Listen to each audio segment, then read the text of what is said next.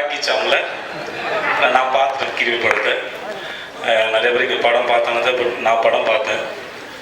இந்த படம் சொல்ல ஒரு விஷயம் ஒன்று தான், எங்கே இருந்தாலும் சரி எந்த இடத்துலாம் சரி நம்ம ஆரோக்கியமாக இல்லைன்னா நம்மளை ஏதாவது ஒரு கிருமி தாக்கிடும், நம்ம ஜாக்கிரதையாக பார்த்துக்கணும். நம்மளை அது ப்ரொஃபஷன் சைடும் சரி நம்ம லைஃப் சைடும் சரி. படத்தை பார்த்தேன். கதிர் இந்த படம் பார்த்ததுக்கப்புறம் தான் எனக்கு கதிர் அறிமுகமானார்.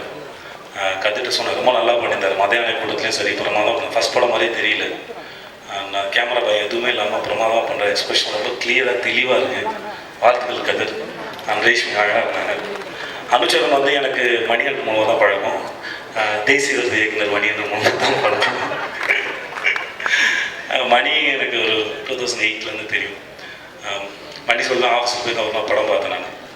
எனக்கு இந்த படத்தில் ரொம்ப பிடிச்சதுன்னா படத்தோட எக்ஸிக்யூஷன், டைரக்ஷன் வந்து அவ்வளோ பிரமாதமாக இருந்தது.